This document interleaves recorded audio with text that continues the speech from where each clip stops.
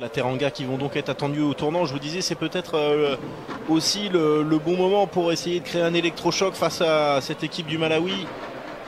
Lui qui, sur les dernières rencontres avec Aliou Cissé, si les Malawites ont choisi le terrain, c'est bien les Sénégalais qui ont pris le coup d'envoi. Et c'est en 2 matchs. Et cette défaite d'entrée face au Burundi, 3-2. Jacobs qui était monté aux avant-postes mais qui se fait. Il voulait peut-être un peu plus dans les pieds, lui qui était passé devant son défenseur. Et encore une fois, ce pressing qui empêche cette équipe du Malawi de se relancer. Ouais, là par contre ce sera trop profond. Brighton Muntali va devoir être vigilant toute la soirée pour soulager la défense.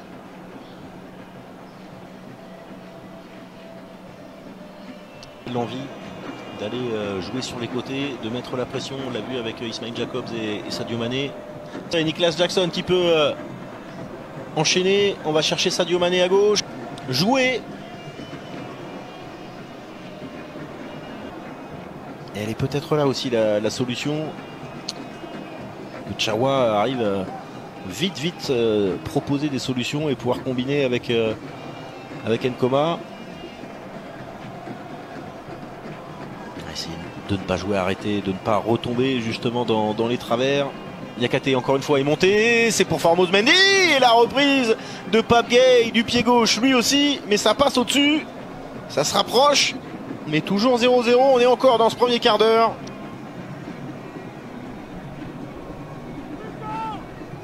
Mais ils sont désormais un de plus et ça revient, nouveau débordement à venir, hop là le centre et premier ballon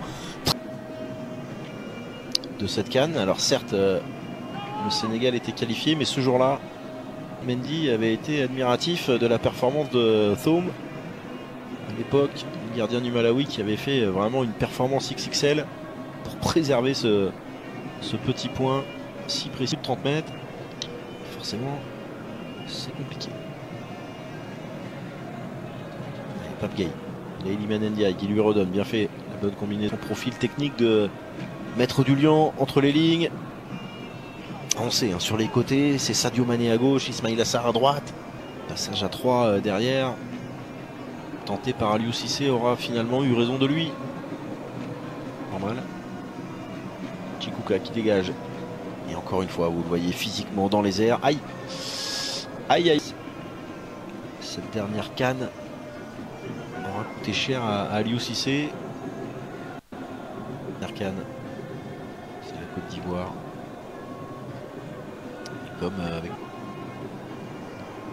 Allez, le centre, il a réclamé le ballon, Lamine Camara, c'est pas lui qui est cherché, c'est finalement Sadio Mané et ce sera un corner que vous ne commencez pas et où vous êtes appelé à une contre-attaque.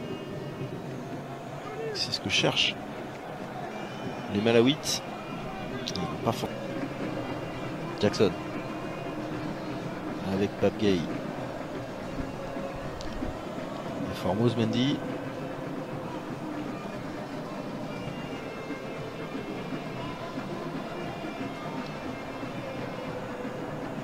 C'est de l'attaque-défense, hein. Il faut être capable d'être juste maintenant désormais dans les 30 derniers mètres. Nicolas Jackson fait en tout cas ce qu'il faut. Iliman Ndiaye est bien pris à 2 joueurs mais il arrive à s'en sortir et cette frappe est magnifique. Et la voilà, l'ouverture du score pour les Lions de la Teranga. C'est signé Pape Gueye, le pied gauche est ouvert, la barre transversale et les filets ont tremblé. Ce ballon c'était injouable pour George Chikuka et ça fait 1-0 pour les Lions de la Teranga. Et c'est bien trouvé Iliman Ndiaye et la passe décisive elle est magnifique d'Iliman Ndiaye parce qu'on se demandait encore s'il allait pouvoir s'en sortir. Il était serré de près par 2 joueurs. Tout le coup d'œil pour mettre ce ballon à l'entrée de la surface. Et comme elle vient, Pape Gueye, pied gauche.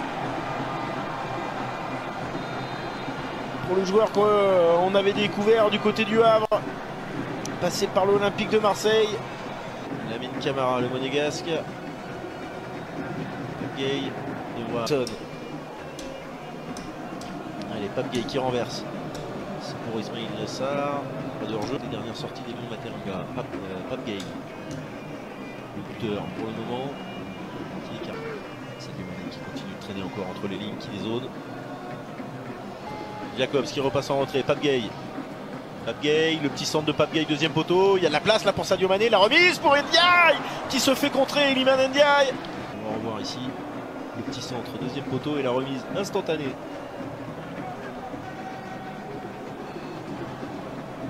Et il faut s'appliquer sur ces situations de centre.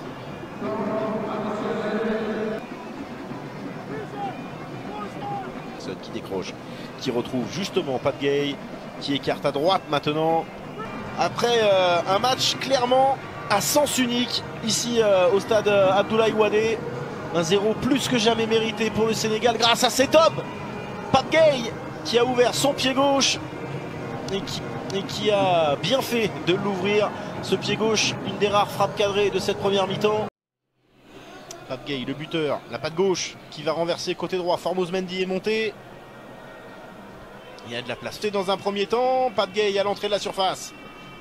Avec Moussa Niakhaté qui monte très haut parce qu'il sait qu'il peut. Avec Iliman Ndiaye qui prend de la vitesse. On n'a pas réussi à le trouver. Et finalement, il a mis. Oh, bien fait. Cette passe de Pape Gueye, le centre instantané. Et il est un peu court, Ismaïl Assar.